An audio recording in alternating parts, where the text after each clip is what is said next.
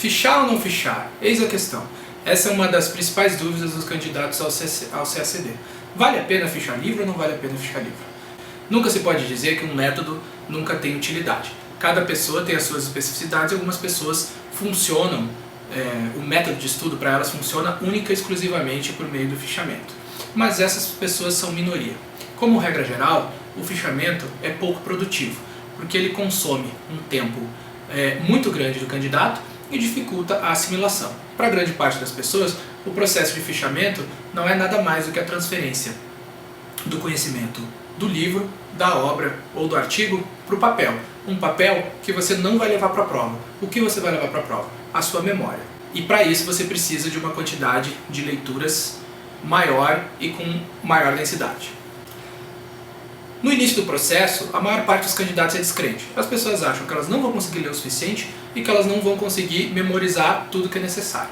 Bom, a primeira coisa a se dizer é que existe uma questão com a qual os candidatos precisam se conformar. Você nunca vai memorizar tudo. E você não vai memorizar tudo, nem lendo e nem fichando.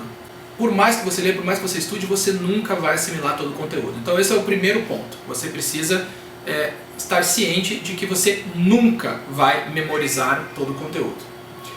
Dito isso, você precisa saber uma segunda coisa. Você precisa memorizar o máximo de conteúdo possível.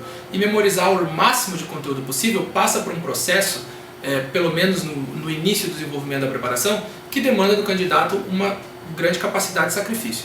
Para isso você precisa de uma quantidade de leituras maior e uma quantidade de leituras densas, para que você faça o processo de repetição, certo? Praticamente todo o processo de memorização que vai dar resultado no final vai ser um processo de repetição. No tempo que você ficha um livro, você lê 2 livros sobre o mesmo assunto.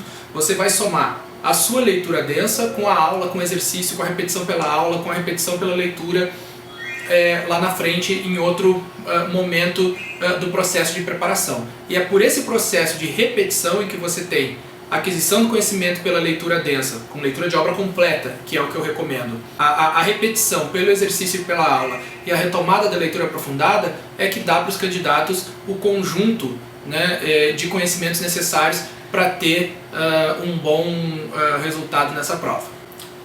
Bom, a leitura de obras completas é a base da metodologia porque ela ajuda principalmente na organização do conhecimento. A partir do momento que você precisa memorizar o conhecimento, você precisa saber exatamente de onde aquele conhecimento veio. Quando você faz uma leitura de obras completas, por exemplo, vamos pensar aqui em História Mundial, certo? Grande parte da prova de História Mundial é uma prova que está baseada em paráfrases ou interpretações da bibliografia básica, muitas delas baseadas nas eras de Hobsbawm. Esse é apenas um exemplo. Se você leu as eras de Hobsbawm com densidade, como você precisa ler, você vai perceber quando a paráfrase está lá. Você vai perceber quando é a opinião do autor. Você vai se lembrar, inclusive, a página em que aquele trecho aparece. Se você faz uma leitura picotada, você não tem essa referência. Muitas vezes você tem um conhecimento que você leu em algum lugar, você não sabe exatamente de onde veio e você acaba julgando como errado um item que está certo. E isso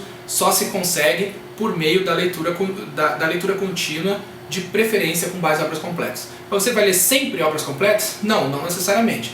Existem disciplinas que não vão demandar a leitura de obras completas, porque tem temas muito específicos. Por exemplo, em política internacional, talvez seja necessário que você leia artigos ou em geografia, e tem as disciplinas que não são baseadas em leitura no estudo, que é o caso de português, inglês, francês e espanhol.